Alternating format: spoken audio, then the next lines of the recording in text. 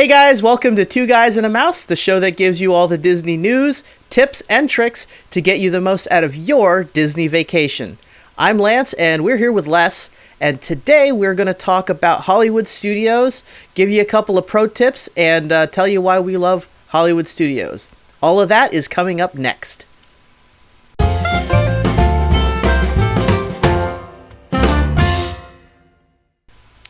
Hey guys, welcome back to the channel. So today we're going to talk about Disney's Hollywood Studios. And Disney's Hollywood Studios is the third theme park to open at the Walt Disney World Resort in Orlando, Florida. The theme park is heavily inspired by show business, the movies, television, music, and theater.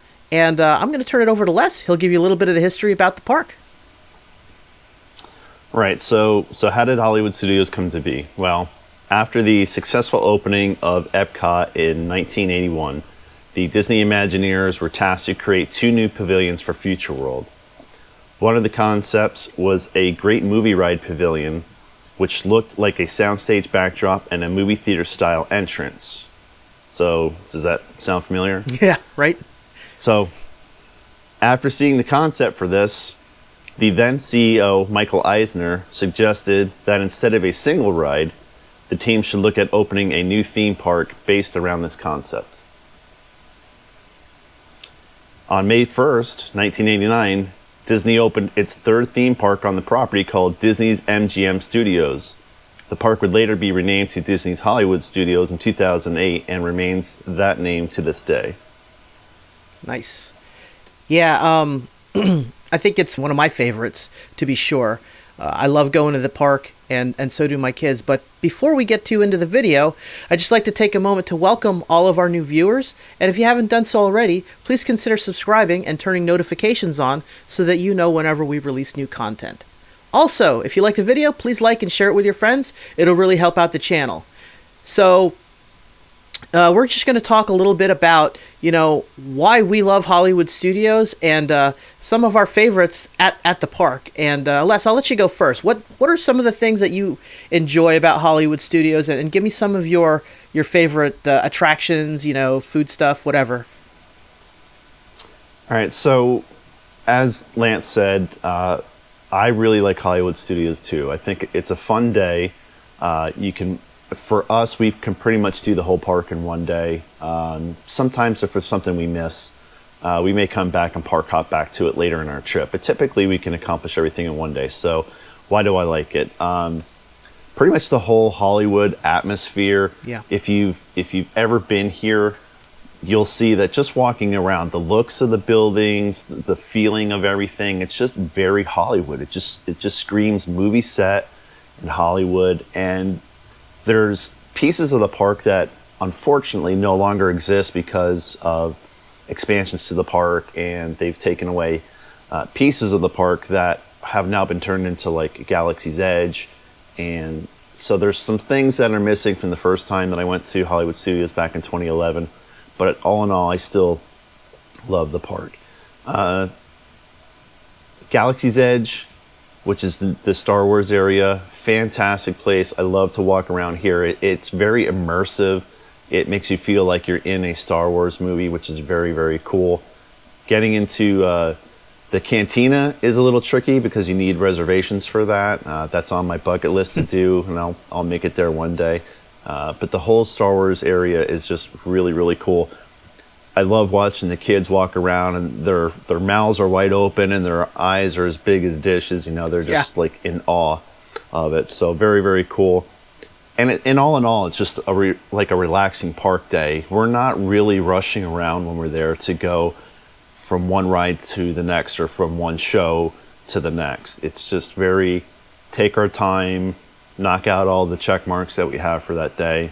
Very relaxing. So what are my three favorites? Not in any particular order. I love Rise of the Resistance. So this is the newest Star Wars ride in Galaxy's Edge. Typical standby lines are anywhere from 2 to 3+ hours if you don't have a Lightning Lane reservation. Very, very popular. Yeah. An unfortunate side effect is that it does have a tendency to break down often. So I've been reading lots of Facebook stories where guests are waiting in line and then it breaks down, and then either they have to make a decision to wait, or do they try and come back later in the day and get on it again. But if you've ever been on it, it is a fantastic ride. I've been on it twice now, and we'll keep doing it. I love it. Lucky you. Even my wife loves it. My wife is not a Star Wars fan by any means. Yeah. She does not like Star Wars, but when she went on that ride, and she was on it with me twice, she loved it. I thought it was so cool. So Nice. Don't spoil it for me. I haven't been on it yet. So no, I won't. Okay. I won't give any details away. Just it's very, very popular, very, very cool. From a food perspective, the Brown Derby, sit-down restaurant. Back when Disney dining plans were available, this was one of those Disney sit-down restaurants that would actually take two dinner credits. That's not what they're called, but I can't think of it off the top of my head.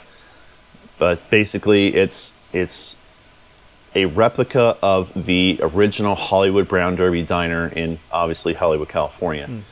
When you walk in, the atmosphere and the motif is very Hollywood, obviously. There's pictures of lots of famous actors, drawings, like silhouette drawings of famous actors back, which is a replica of the original restaurant. The food, very high quality. The cast members who are serving you are extremely helpful, very friendly, very courteous. All around, great dinner. We have eaten there for lunch too, but usually we're there for dinner, and one of our favorite restaurants in all of Walt Disney World. And then from a ride / attraction perspective, so Toy Story Land is a area of the park that is all geared towards Toy Story, the movies. So great for kids. Adults can have fun there too. But there's a particular ride there called Toy Story Mania, and you're basically sitting in a car, and you're competing with someone else, or actually you're competing with everyone in the whole car. There's 2 people facing forward, 2 people facing backwards, and it's basically a shooting game. So you will have screens in front of you, and you have like these little plastic toy cannons in front of you with a rope and a ball on it, and you're basically just pulling on the rope, and that basically shoots whatever it is for that particular game that you're throwing out of the cannon. It could be plates, it could be tennis balls or baseballs or shooting rings. You basically go through the whole game, you're trying to score as many points as you can, and then when you get to the end, it tells you what your score is compared to your partner that you're sitting with, and towards the whole entire car. And then they have another screen that shows you what the best score of the whole day is for everybody that's gone through there. I love it. I'm hooked on it. It's a must-do for me and my family every time. I think my family's getting tired of doing it because I always win. And well, of course. And they haven't been able to beat me yet. So same for me. I always tell the kids, listen, I got a $25 Disney gift card if you can beat me. This and Space Ranger Spin. Space Ranger Spin, is the other one. Yeah. That's another one, yeah. Rating champions. Those are my top 3. I do have some quick honorable mentions. So Tower of Terror, fantastic ride. Could be in the top 3 too. It's really a toss-up. Love that ride. Rock and Roller Coaster, which is literally right next door to Tower of Terror. Also a great roller coaster ride. And then Minnie and Mickey's Runaway Railway. So that's a newer ride that just opened last year, I believe, Lance. Yeah, it was. It has been open too long. I believe it opened either right at the beginning of the pandemic or right after the pandemic started. So it was like 2020, something like that, is when it opened. So it was like 2 years ago, I think. So that's it. That's my top 3 and why I like Hollywood Studios. So I will turn it over to Lance. Yeah, so a lot of good rides on that list and a lot of good points to be made. Now, the Hollywood Studios that I remember is far different than the Hollywood Studios of today. It was originally called Mgm Studios, and it was a partnership between the Walt Disney Company and the Metro-Goldwyn-Mayer Company, or MGM.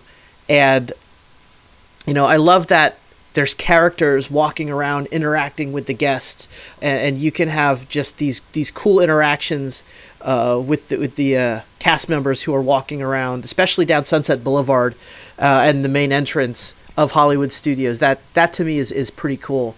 A lot of the things that I also loved about Hollywood Studios, or love about Hollywood Studios, is the kind of peek behind the curtain theme of the park, where they kind of show you how things are done and things like that. Back in the old days when it was MGM, it used to be an actual production movie and television studio, which is going to lead me into my three favorites about the park, which is the Tower of Terror, which was an opening day attraction. That's one of my favorites. I love the ride itself, and I love that the drop sequence. So spoilers if you haven't been on the ride.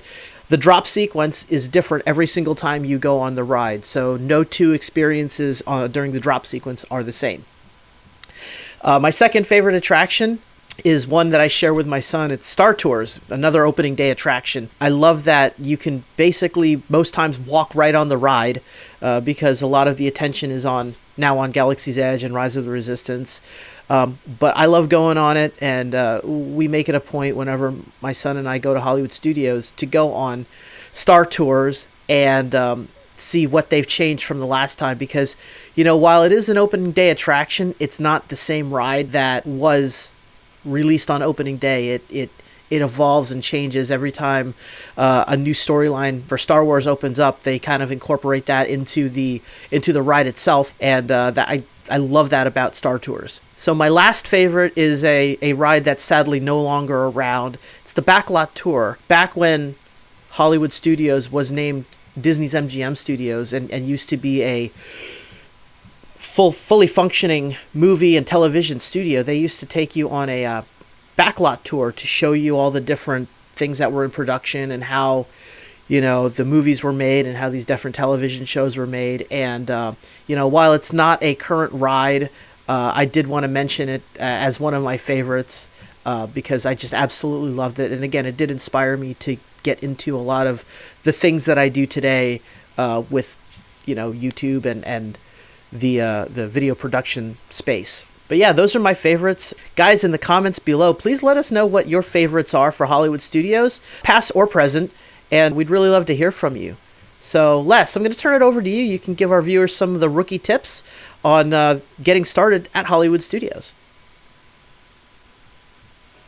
Yep, so before I get into that, I just want to add in to the Backlot Tour. I was going to mention that at the end, and Lance already brought it up. That is one of those attractions that I was alluding to earlier that are no longer around, and I greatly miss that one. That was such a cool attraction. They would do like a really small stunt show in the beginning when you first walked in, and you got on like I don't want to call it a bus. It was more like a big truck that could hold a lot of people, and you basically went on a ride around the lot, and there were lots of old movie props that were basically sitting along the road that you could see. And one of the things that you can't see anymore now, because that doesn't exist, is Walt's plane. Walt's plane personal plane used to be back there on the Backlot Tour. And so yeah, they did away with that because that's where Galaxy's Edge is now. So I will miss that one too. And as Lance said, that is also one of my favorite rides. Unfortunately, what Disney calls progress loses an attraction for the rest of us. So moving on to the rookie tips.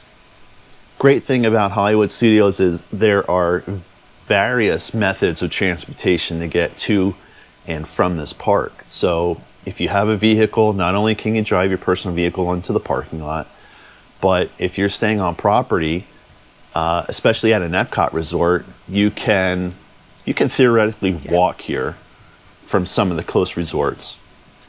You can take the Skyliner from many of the resorts, and if you're over towards the Epcot resorts, you can actually take a boat.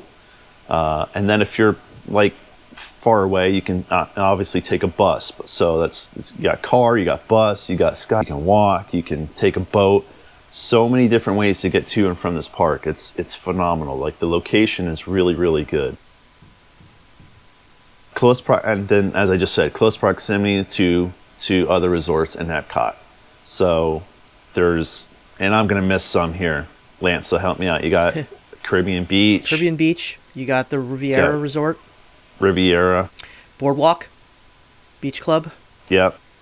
Yep. Dolphin and Swan is around the corner. Yep, Dolphin and Swan. The Yacht Club, which is part of the Beach Club Resort. It's all one complex. And then you've got the from Skyliner Access, you have Pop Century, you have the Art of Animation. Yep. So lots and lots of options with Hollywood Studios. Fantastic location. They obviously, some of those things are recent, like the Riviera is the most recent DVC resort, so that hasn't been there for very long. Skyliner is still relatively new. That's only been in operation for under 2 years, if I'm not mistaken. Yep. So, but they've done a really great job with getting people to and from this park. So, and then the last thing is, for any of the parks, really, this could be for all 4 of them, is if you're staying on property and you have the opportunity, take advantage of the early admission. So whatever the posted time is for that park or for Hollywood Studios to open, resort guests can get in 30 minutes before that. So especially if you want to get on some of those rides that you'll have to wait for later in the day once normal business hours open and all the rest of the guests are starting to pour into the park. 30 minutes can really give you an advantage to get on some of the more popular rides much quicker. So you should definitely try and take advantage of that. Yeah, so absolutely. I will now turn it over to Lance. So to expand on the early admission, being a resort guest, you can actually get in even earlier if you book a dining reservation for breakfast. So Disney's Hollywood Studios does have some restaurants that do offer breakfast seating times. You can actually go on at your 60-day mark and book a breakfast dining reservation, and they'll actually allow you into the park before it opens. So there's a pro tip for you there. That will give you a huge advantage, especially over the resort guests who are going to have that standard early admission. You know, let's say the park opens at 9, early admission for resort guests is 8:30, and you book a dining reservation for 8 a.m., they let you in at 8 a.m. for your dining reservation. So pro tip right there. Also, another pro tip for the veteran Disney vacationers is take advantage of the single rider lines. At a bunch of the attractions, they do have a line for single riders. And if you're, say, in a group of all adults and you don't really care if you ride with your buddy, or even for less, for you who have older kids, you know, and you guys have been there a while, you know, you guys can take advantage of the single rider line and just, you go first, Sean goes next, and you can get on that much quicker and not have to worry about, you know, booking a lightning lane or, you know, paying for the lightning lane. So pro tip right there, take advantage of the single rider line. And one other thing I do want to mention, and I don't know if this is a thing anymore, but it used to be in the past. So viewers, let us know if it is via social media. But in Toy Story Land, you used to be able to, when the characters were out, when I said what I love about Hollywood Studios is all of the character and cast member interactions in character.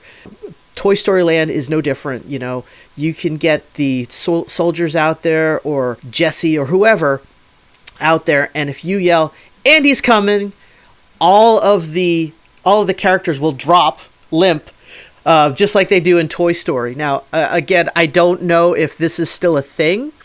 It used to be, but I don't know if the secret's out or the cat's out of the bag, if they still do that anymore. But yeah, it always amused me doing that whenever we went to Hollywood Studios. So yeah, those are your pro tips, and I'm going to turn it over to Les. Les, do you have any final thoughts before we wrap up the video today? So a few things before we wrap up that Lance and I didn't mention. There are not just rides here, but there are some shows that we didn't talk about. So very briefly, there's the Beauty and the Beast show. There is a Frozen show. There is the Indiana Jones Stunt Spectacular. So again, you know, shows that are tied to movies, big movies, right? Frozen, Beauty and the Beast, all the Indiana Jones series, among others. And then, like Lance just said, you know, there'll be characters. There's character parades throughout the day. If you have little kids, be sure to try and take them to those attractions too. Just don't make it all about the rides. I mean, the rides are great and I love them. Obviously, I had a few of them in my honorable mentions, but do the shows too. They are so good. So just try and do as much as you can. And if you don't make it all in one day, you can always park hop back again. Yeah. I would say day and a half tops. You can pretty much do the whole park. So Yeah. Yeah. And, just as a final thought, there is so much merchandise at Hollywood Studios that's exclusive to Hollywood Studios. Don't be afraid to purchase it and take advantage of the service that they have where you can purchase your goods and have them shipped back to your home. When I go, I fly, I don't really have a ton of room in my bags, so I greatly take advantage of that service. Especially if I'm buying souvenirs for people, I'll buy it and then would just ship it home right away, and it shows up a couple days after I get back. So, but that's all the time we have for today, guys. Again, thanks for coming out and hanging out with us today, and as always, thanks for watching. We'll see you guys next time. see you, everybody.